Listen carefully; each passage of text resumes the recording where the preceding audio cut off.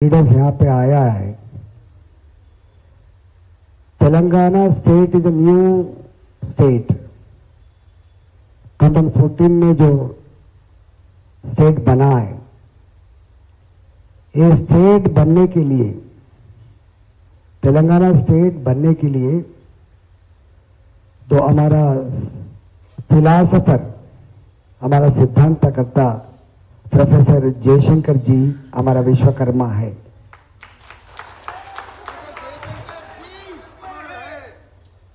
ये तेलंगाना हासिल करने के लिए फर्स्ट जो शहीद हुआ था, जो जल के मरा था तेलंगाना हासिल करने के लिए, वो श्रीकांताचारी है, हमारा विश्वकर्मा है।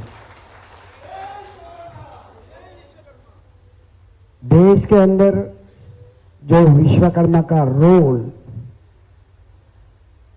अभी बोलना ठीक नहीं है, मगर आज हमारा स्टेट के अंदर जो विश्वकर्मा का हालत बहुत बुरी हालत बन गया। मैं समझता हूं सारे दुनिया में, इस देश के अंदर विश्वकर्मा अगर नहीं है तो एग्रीकल्चर नहीं है, कपड़ा नहीं है, मकान नहीं है, जीने के लिए, जो खाना के लिए, जो सपोर्ट करके आगे ले जाना था, मगर सपोर्ट ये लोगों को नहीं मिला। दूसरा जो मशीनरीज आया था, मशीन्स आने के बाद इन लोगों का जो प्रोफेशन है वो खत्म हो चुका, इसीलिए ये लोग अभी सुसाइड कर रहा है। तो हमारा प्रधानमंत्री जी जो विश्वकर्मा स्कीम लॉन्च किया था, तो नॉर्थ इंडिया में गरीब लोगों को लोन्स नहीं रहता, मगर यहाँ पे अभी तक लोन्स बहुत लोगों को जो मिल चुका है।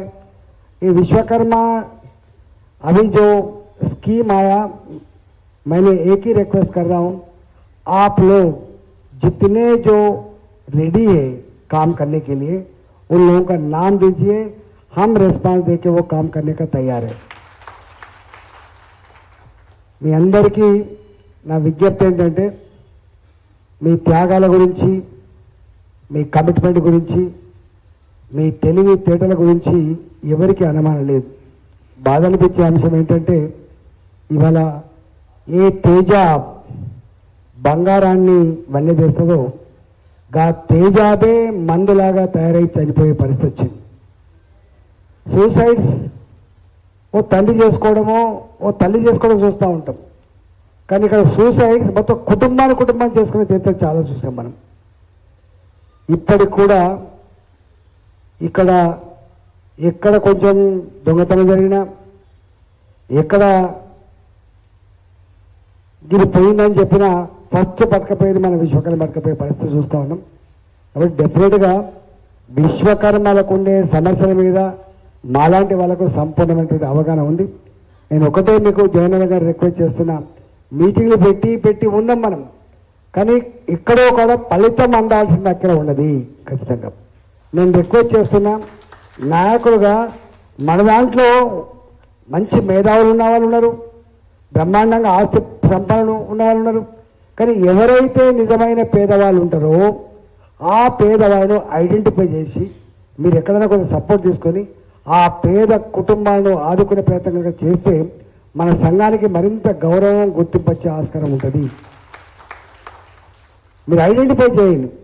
ఎన్నో ఉన్నాయి స్కీములు లేక కాదు, ఆలోచన లేక కాదు, అంగట్లో అన్నీ ఉన్న అల్లున్నట్లో శని ఉన్నట్టుగా ఎక్కడో మనకు కొంత ఇబ్బంది ఉన్నది. కాబట్టి నేను మీకు తెలుసు, 25 ఏళ్ళుగా మీ కళ్ళ ముందు ఈ స్థాయికి ఎదిగిన బిడ్డని, కాబట్టి తప్పకుండా మాలాంటి వాళ్ళకు ఇంకో వ్యాపకం లేదు.